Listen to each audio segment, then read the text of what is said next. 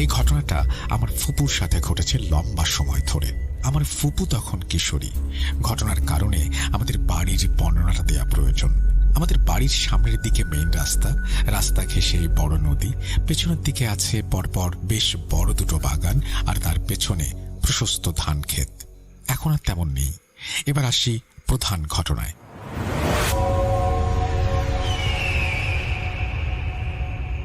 আমার ফুপু সুন্দরী বলতে যা বোঝায় তাই। আমাদের বাড়ির পেছনের বাগানটা বেশ ঘন ছিল। ওখানে প্রায় জিনের আসর করা ছেলে কিংবা মেয়েদের গোসল দেয়া হতো রাতের বেলায়। তাই প্রায় রাতেই আমাদের ঘর থেকে বের হওয়া নিষেধ ছিল, কারণ ব্যাপক যজ্ঞের সাথে কবিরাজ বা ওঝারা ওখানে জিনে ধরা লোকদের গোসল করাতো। আর ওই সময় অনেক অতি প্রাকৃতিক কাণ্ড কারখানা ঘটত। তাই আগে থেকেই ওঝারা আক্রান্ত ব্যক্তি বা আত্মীয় স্বজনদের আশেপাশের বাড়ির লোকদের সতর্ক করে দিতেন যেন ওই স্থানে ভুলেও না যায়। কথিত ছিল বাগানের ভেতর যে পুকুরটা আছে তার চারপাশে এক মস্ত তাল গাছ, ওখানে জিনেরা থাকে। তাছাড়া ওই পুকুরের পানি নাকি কিছুদিন পর পর রং পাল্টায়। বর্তমানে পুকুরটি মরে গেছে। কোনো বিশেষ কারণ ছাড়া ওই বাগানে কেউ দিন দুপুরেও যেত না। একই রকম এক গভীর রাতে এক জিনে আক্রান্ত মেয়েকে গোসল সম্পন্ন করার জন্য নিয়ে আসা হয় এবং আক্রান্ত মেয়ে সহ সকলকে সতর্ক করা হয় যেন আগামী 40 দিনের ভেতর ওই স্থানে কেউ না যায়। কিছুদিন পর চৈত্রের এক দুপুরে আমার ফুপু তার দুই বন্ধুকে নিয়ে খেলতে খেলতে বাগানের ভেতর পুকুরের কাছে চলে যায় এবং কিছু খেলাধুলার সামগ্রী সংগ্রহ করে। তার মধ্যে ছিল ওই গোসল দেয়া ব্যক্তির কাপড়, হাড়ি বা হাড়ির ভাঙা টুকরো, ফুল, বসার টুল, এসব। সারাদিন তারা এসব নিয়ে মাতামাতি করে এবং সন্ধ্যা নাগাদ তাদের তিনজনেরই ভীষণ জ্বর আসে। এখান থেকেই ঘটনার শুরু। তাদের মধ্যে যে ছেলেটি ছিল সে জ্বরের ঘোরে প্রলাপ বকছিল। প্রথম দিকে কেউ খেয়াল না করলেও রাত বাড়ার সাথে সাথে তার আচরণ পাল্টে যায়, পাগলাটে ধরনের হয়ে যায়। এদিকে আমার ফুপু এবং তার অন্য বন্ধুরা প্রচণ্ড জ্বরে সেন্সলেস অবস্থায় পড়েছিল। তখন এত ডাক্তার ছিল না, ডাক্তার দেখাতে নৌকায় করে সদর হাসপাতালে নিতে হতো। সকাল নাগাদ সকলের জ্বর কমল।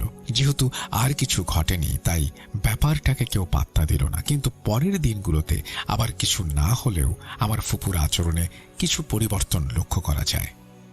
ঘটনা 1, ব্যাপারটা আমলে নেননি তিনি। উঠতি বয়সী মেয়েদের আচরণ এমন হতেই পারে ভেবে দাদি তেমন নজর দেননি। এর বেশ কিছু বছর পর আমার ফুপু যখন পূর্ণ যুবতী হয়ে ওঠেন তখন থেকেই সমস্যা। তিনজনই একই সাথে এই সমস্যায় ভুগতে থাকেন। ফুপুর বান্ধবী হঠাৎ হঠাৎ কথাবার্তা বন্ধ করে দেয় এবং এক নাগারে আকাশের দিকে তাকিয়ে থাকে। এরকম কিছুক্ষণ বা কয়েক ঘন্টা থাকার পর অজ্ঞান হয়ে যায়। সবকিছু আবার আগের মতো ঠিক হয়ে যায় আর বন্ধুটি নিজের মাথার চুল টানে বারবার একই শব্দ উচ্চারণ করতে থাকে। ঘন্টা কয়েক পর ঠিক হয়ে যায় এবং এতক্ষণ সে কি কি করেছিল ভুলে যায়। শুধু আমার ফুপু পাগলাটে আচরণ করা শুরু করে। সবসময় খিটখিটে মেজাজ হয়ে থাকে তার। যাকে পায় তাকে গালাগাল করে। নিশ্চয় জেনে থাকবেন আগের দিনে মেয়েদের তাড়াতাড়ি বিয়ে দেওয়া হতো। আমার ফুপুরও বিয়ের প্রস্তাব আসতে থাকে। সব ঠিকঠাক থাকার পরেও শেষ সময়ে বিয়ে ভেঙে যেত। আমার ফুপু বিয়ের বিষয়ে তেমন আগ্রহ দেখাতো না, পাত্রপক্ষের সামনে আসতে চাইতো না। বিয়ের আলোচনা যত বাড়তে থাকে আমার ফুপুও তত অস্থির হতে থাকে। অনেক চেষ্টার পরে যখন তার বিয়ে ঠিক হয় হঠাৎ একদিন সে অসুস্থ হয়ে যায় এবং অস্বাভাবিক আচরণ শুরু করে। অশ্রাব্য ভাষায় চিকন কণ্ঠে সবাইকে গালাগালি করতে থাকে। এমন অবস্থায় কারো বুঝতে বাকি রইল না যে তার সাথে কি ঘটছে। তাড়াতাড়ি করে মসজিদের হুজুরকে খবর দেয়া হলো। হুজুরকে দেখে আমার ফুপু যেন আরো অস্থির হয়ে উঠলেন আর হুজুরকে গালাগালি করা শুরু করলেন। হঠাৎ ফুপুর সাথে থাকা হিন্দু জিনটি কথা বলে ওঠে, ওকে কেউ বিয়ে দেওয়ার চেষ্টা করবি না। ওর সাথে আমার বিয়ে হয়ে গেছে। ও আমার সঙ্গী, আমি ওর সঙ্গ কখনো ছাড়ব না। আমৃত্যু আমরা একসঙ্গে থাকব। কেউ যদি এতে বাদ সাধে আমি তাকে নিয়ে যাব। এরপর আমার ফুপু অজ্ঞান হয়ে যান।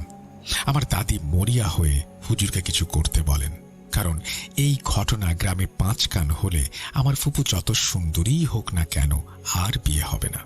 হুজুর বলেন, জিন অনেক শক্তিশালী, আমি এর কিছুই করতে পারবো না।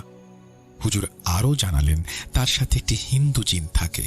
সেটা বেশ কয়েক বছর আগেই ভর করেছে। এই ঘটনার পর আমার দাদা দাদি আর দেরি না করে বিভিন্ন ওঝা কবিরাজের কাছে যেতে থাকেন।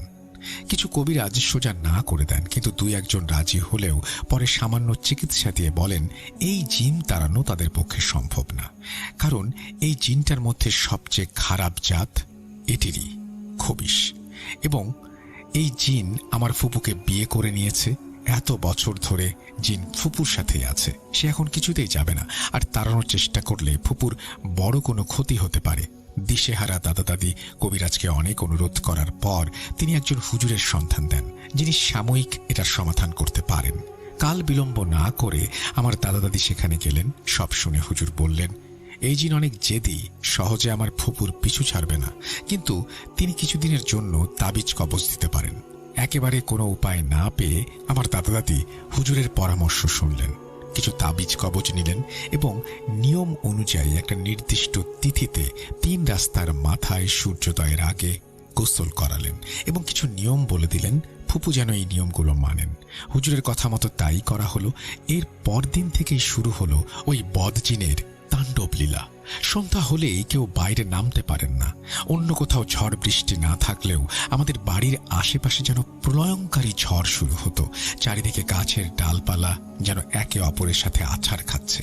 টিনের চালে ঢিল মারার শব্দ, টিনের চালের ওপর ভেঙে চুরে কেউ হেঁটে যাচ্ছে। আশেপাশের প্রতিবেশীরাও এর ভুক্তভোগী হলেন।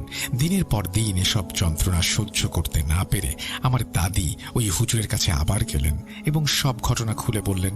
হুজুর জানালেন এই জিন উন্মাদ হয়ে গেছে, সে যেভাবেই হোক আমার ফুপুকে নিয়ে যাবে। আগামী 41 দিন আমার ফুপু যেন ঘর থেকে বের না হয়। শুরু হলো ফুপুকে পালাক্রমে পাহারা দেয়া। এই 41 দিন আমার দাদা দাদি এবং আমার মা সর্বাত্মক চেষ্টা করলেন আমার ফুপু যেন ঘর থেকে বের না হয়। 41 দিন পার হলে সবকিছু যেন আচমকা ঠান্ডা হয়ে যায়। আমার ফুপুর বিয়ের কথাবার্তা আবার শুরু হয়। এই যাত্রায় তার বিয়ে ঠিক হয়ে যায়। কোনো রকম ঝামেলা ছাড়াই ফুপু বিয়ে করেন। আমার ফুপুর শ্বশুর বাড়ি আমাদের গ্রাম থেকে 2 গ্রাম পরে। বছরখানেক সংসার করার পর আমার ফুপু গর্ভবতী হন। হঠাৎ একদিন তিনি অসুস্থ হয়ে পড়েন। তার হাজব্যান্ডকে মারধর শুরু করেন এবং বাজে ভাষায় গালাগালি শুরু করেন। তখন তো আর মোবাইলের যুগ ছিল না যে ফুপা কল করে বাড়িতে কাউকে আসতে বলবেন। তিনি এক লোক মারফত আমার আব্বাকে খবর পাঠালেন। আমার আব্বা যেন অতি সত্বর ফুপুর বাড়িতে যান। 2 দিন পরে আমার আব্বার কাছে খবর পৌঁছায়। আমার আব্বা আর দেরি না করে ফুপার বাড়িতে রওনা দেন এবং গিয়ে দেখেন তার বোন অর্থাৎ আমার ফুপুকে বেঁধে রাখা হয়েছে। উপুর হয়ে পড়ে আছে সে। আমার ফুপু 3 ভাইয়ের 1 বোন। যে কোনো ভাই তাদের আদরের বোনের এই অবস্থা সহ্য করতে পারবেন না। আমার ফুপু বিড়বিড় করছেন। আব্বা মনোযোগ দিয়ে শুনলেন। একজন স্ত্রী, তার স্বামী, তাদের যে সাংসারিক কথাবার্তা সেই কথাগুলোই হচ্ছিল। বাবার সহ্য করতে পারলেন না। আমার ফুপা বিমূঢ় হয়ে বসে আছেন। তিনি জানান এই কয়দিনে আমার ফুপু কিছুই খায়নি আর মুখ দিয়ে কিরকম বিশ্রী শব্দ করছে। গায়ে কোনো কাপড় রাখছে না, ছেড়ে দিলে দৌড়ে কোথাও পালানোর চেষ্টা করছে। এমন অবস্থায় তিনি কি করবেন কিছুই বুঝতে পারছেন না। নিজের স্ত্রীর এমন অবস্থা, তাও আবার প্রেগনেন্ট অবস্থায়, কেউ সহ্য করতে পারবে না। আমার আব্বা আমার ফুপাকে একজন হুজুর ডাকতে বললেন। আমার ফুপা জানালেন তিনি সে চেষ্টা করেছেন, কিন্তু কোনো হুজুরই তার কাছে ঘেঁষতে পারছে না, আর বাকি যারা আছে তারা সাহস করছে না। আব্বার উপায় না দেখে বিয়ের আগে যে হুজুর ফুপুর ট্রিটমেন্ট করেছিলেন সেই হুজুরের সন্ধান নিলেন। অনেক চেষ্টার পরে হুজুরের সন্ধান মিলল এবং অবশেষে আব্বা হুজুরকে জিজ্ঞেস করলেন পরিস্থিতি পূর্বের মতো কেন হলো। হুজুর বললেন, তোমাদের আগেই বলেছি এটা অনেক শক্তিশালী একটা জিন, এর সাথে পেরে ওঠা এত সহজ হবে না। নিয়মগুলো ঠিকমতো পালন করতে বলেছিলাম। এবার আর হুজুর এ ব্যাপারে জড়াতে চাচ্ছিলেন না। আব্বা অনেকটা হুজুরের পায়ে পড়ে কাকুতি মিনতি করে হুজুরকে সাথে করে নিয়ে আসলেন। আশেপাশের মহিলারা আবার ফুপুর গায়ে কাপড় জড়িয়ে দিল। কোন রকমে হুজুরের সামনে হাজির করা হলো। হুজুরকে দেখেই সে তেলে বেগুনে জ্বলে উঠল। হুজুর জিজ্ঞাসা করলেন, তুই আবার কেন এসেছিস? জিনটি বলল, আমি তো কখনো যাইনি। আমি তো শুধু অপেক্ষায় ছিলাম একটা সুযোগ। হ্যাঁ, সুযোগ পেয়েছি, তাই আবার এসেছি। আমি তো আগেই বলেছি আমি ওকে কখনো ছাড়ব না। হুজুর ফুপাকে জিজ্ঞেস করলেন আমার ফুপুর তাবিজ কোথায়। এই সময় ফুপা জানালেন তিনি এই তাবিজের ব্যাপারে কিছু জানেন না, তবে তার হাতে বা বাহুতে কিছু তাবিজ ছিল যা কিছুদিন থেকে গায়েব। হুজুর বললেন এতেই সমস্যা, কোনোভাবে তাবিজগুলো ওই শয়তান জিন সরিয়েছে। এই জিন কিভাবে যাবে আমার জানা নেই, তবে আমি আগের মতোই তাবিজ দিতে পারি, এতে কিছু হলে হতেও পারে। হুজুর তাবিজ এবং কিছু তেল পড়া, সরিষা পড়া এসব দিলেন। এরপর হুজুরের দেয়া তাবিজগুলো সবাই মিলে ধরে বেঁধে ফুপুর বাহুতে পরিয়ে দিলেন। এরপর ফুপু ধীরে ধীরে কিছুটা সুস্থ হলেও সমস্যাটা সুপ্ত অবস্থায় থেকেই গেল। প্রায়ই অস্বাভাবিক আচরণ করতেন। আমার আব্বা ফুপুকে আমাদের বাসায় নিয়ে আসলেন। সেখানে তার একটা মেয়ে বেবি হলো, কিন্তু মেয়েটা আমার ফুপা বা ফুপুর মতো, অর্থাৎ বাবা মার মতো হয়নি। আল্লাহ মাফ করুন, বেবিটা ছিল কুচকুচে কালো। সন্তান যেমনই হোক না কেন বাবা মা তাকে ভালোবাসেন। সবার কটূক্তি উপেক্ষা করে আমার ফুপু তাকে লালন পালন শুরু করলেন। কিন্তু যখনই আমার ফুপা বাবুকে কোলে নিতে চাইতেন, ধরতে চাইতেন, ফুপু কিছুতেই ফুপাকে বাবুর কাছে ঘেঁষতে দিতেন না। এমনকি ফুপুকে ফুপা বাড়ি নিতে চাইলেও তিনি যেতে অস্বীকৃতি জানান। সবাই বোঝালেও কোনো লাভ হলো না, তিনি শ্বশুর বাড়ি যাবেন না। আমার ফুপা তার নিজের বাড়িতে চলে গেলেন। বেশ কয়েকবার নিতে আসলেও ফুপু চায়নি। আমাদের বাড়িতেই স্থায়ীভাবে তিনি থাকা শুরু করলেন। এতে সবাই বিরক্ত হলেও জোর করে কিছু বলল না। বছর 2 বাদে অবশেষে ফুপা একেবারে আমাদের বাড়িতে আসা যাওয়া, খোঁজ খবর নেওয়া ছেড়ে দিলেন। মেয়ের অসুখ বিসুখে তাকে খবর পাঠালেও কোনো আগ্রহ দেখাতেন না। এর কয়েক বছর পর আমার ফুপু আবার তাবিজ হারিয়ে অসুস্থ হয়ে পড়লেন। সেই আগের অবস্থা। যখনই জিনটি ফুপুর উপরে ভর করত, আমাদের পরিবারের সদস্যরা সরে যেতেন। মহিলারা দরজায় শক্ত করে খিল এঁটে দিতেন, কারণ ওই জিন ফুপুর শরীরে ভর করলেই তিনি বাইরে যেতে চাইতেন। 5-7 জন মিলেও তাকে ধরে রাখতে পারতেন না। দরজা ভেঙে বের হয়ে যাবেন এমন অবস্থা। আমি নিজের চোখে দেখেছি তিনি কি পরিমাণ শক্তিশালী হয়ে যেতেন, কেউ আটকাতে পারত না। দরজার বাইরে এবং ভেতরে লক করা থাকত। আমার দাদি আদরের মেয়ের এই অবস্থা দেখে কান্না করতেন। বেশিরভাগ সময় আমার মা এগুলো সামাল দিতেন, কারণ আমার ফুপুকে এই অবস্থায় কেউ ধরতে গেলে প্রচুর মারতেন তিনি। তাই আমার চাচিরা কেউ ভয়ে কাছে যেতেন না। আমাদের পাশের বাড়ির এক চাচি ছিলেন, ফুপুর ওপর জিন ভর করলেই তাকে খবর দেয়া হতো। তিনি এসে দোয়া পড়তেন এবং ফুঁ দেয়া পানি ফুপুর ওপরে ছিটিয়ে দিতেন। তখনই আমার ফুপু ওই চাচির অতীত জীবনের সব ঘটনা বলতে শুরু করতেন। এমন অবস্থায় ফের ফুপু যখন অসুস্থ হতেন, চাচিকে ডাকলেও তিনি আসতেন না, অথবা আসলেও আড়ালে থাকতেন। কিন্তু তাও ফুপুর শরীরের জিনটা যেত না। তার ওই চাচির নামে নানান কথা বলতো। চাচির দোয়া কালাম পড়ে পানি পড়া দিলে সুস্থ হতেন, কিন্তু বাড়ি যাওয়ার পথে বিভিন্ন কায়দায় ওই শয়তান জিন তাকে ভয় দেখাতো। বেশিরভাগ সময় সন্ধ্যার দিকে জিনেরা আসর করত, কখনো মাঝরাতে। অনেকদিন এমনও হয়েছে সারা রাত সবাই বসে বসে তাকে পাহারা দিচ্ছে। ফজরের আজান পড়লে জিন ফুপুর শরীর ছাড়ে। এরকম একদিন আমার ফুপু সন্ধ্যাবেলা খাওয়ার পানি আনতে আমাদের বাড়ি থেকে প্রায় 10 মিনিটের রাস্তা গেলে বাড়ির কাছাকাছি এসে তিনি কলসি ফেলে দৌড়ে ঘরে ঢোকেন। দৌড়ের তেজ এত ছিল ফুপুর জুতা ছিঁড়ে গেল। আমার দাদি জিজ্ঞেস করলেন কি হয়েছে মা? আমার ফুপু বললেন মা, আমি ওকে দেখেছি, ও আসছে। আমার দাদি বললেন কে আসছে? ফুপু বললেন ওই শয়তানটা আসছে, আমাকে বাঁচাও। এর 3-4 মিনিট পরই আমার ফুপুর শরীরে ওই জিনটা ভর করত। কেউ বুঝে ওঠার আগেই ফুপু ঝড়ের বেগে ঘর থেকে বের হয়ে যেতেন। কেউ ধরে রাখতে পারতেন না। সাথে সাথে আমার বাবা, চাচা সবাই লাইট নিয়ে বের হয়ে যেতেন। আমার ফুপু যেন হাওয়ায় মিলিয়ে গেল। সবাই চারিদিকে খুঁজেও কোথাও পেতেন না। বাড়ির পেছন দিকের বাগানে তার শাড়ি পাওয়া গেল। সবাই বুঝতে পারলেন এদিকেই গেছে ফুপু, কিন্তু কেউ এগোতে চাইছেন না। আমার আব্বার কি করবেন? তার তো নিজের বোন, তাকে তো বাঁচাতেই হবে। আল্লাহর নাম করে আব্বা তার সাথে আরো 2 জন সাহসী লোককে নিয়ে বাড়ির পেছনে জঙ্গলের দিকে খুঁজতে গেলেন। অবশেষে বাড়ির পেছনে যে জঙ্গল, সেই জঙ্গলের পর একটা নালার মতো ছিল, যেখানে জোয়ার ভাটার পানি যাওয়া আসা করত। সেই নালার কাছে একটা লম্বা কাঁঠাল গাছের মাথায় ফুপুকে পাওয়া গেল। বসে বসে তিনি মগ্ন হয়ে কিছু খাচ্ছেন। তার মুখে লাইটের আলো পড়তেই তার দাঁতগুলো চকচক করে উঠল। আব্বা নিজে গাছে উঠলেন। গাছের নিচে যারা ছিলেন তারা অনবরত দোয়া পড়ছিলেন। এখন আমাকে বলেন, এরকম একটা অবস্থায় কোনো সুস্থ স্বাভাবিক মানুষ থাকতে পারেন না বা ইচ্ছে করে এগুলো করেন না। আমার আব্বা ফুপুকে টাচ করা মাত্রই তিনি জ্ঞান হারালেন। কিছু লোক মিলে ধরাধরি করে ফুপুকে ঘরে নিয়ে আসলেন। 4 জন পুরুষ মিলে তাকে তুলতে পারছিলেন না। সে রাতে তার জ্ঞান ফিরল না। বেশ কয়েকবার এরকম ঘটনা ঘটল। প্রত্যেকবারই তাকে বাগানে বা বিলের মধ্যে পাওয়া যেত। এভাবেই অনেকগুলো বছর পার হয়ে গেল। আমার ফুপুর মেয়ে মানে আমার ফুফাতো বোনকে আমার দাদিই পালতেন। সমস্যার কোনো সমাধান হলো না। যেখানে কোনো ভালো রুকাইয়ার সন্ধান পেয়েছেন আমার দাদি, আমার আব্বা ফুপুকে নিয়ে গেছেন, কিন্তু কিছুতেই কিছু হয়নি। কোনো পরিবর্তন হয়নি অবস্থার। এভাবেই চলছিল জীবন। আমার ফুফাতো বোন যেবার এসএসসি দিবেন, সেইবার ফুপু দ্বিতীয় বিয়ে করার সিদ্ধান্ত নেন। কারণ একে তো অল্প বয়সে স্বামী হারা হয়েছেন, তার উপর এখন দাদা দাদিও বেঁচে নেই। সবকিছুর ওপর বিরক্ত হয়ে তিনি বিয়ে করবেন ঠিক করেন। কোনো ঝামেলা ছাড়াই ফুপুর দ্বিতীয় বিয়ে সম্পন্ন হয়। কারণ তখন এক হুজুরের তদবির চলছিল। বিয়ের কয়েক মাস পরেই পূর্বের ন্যায় ঝামেলা শুরু হয়।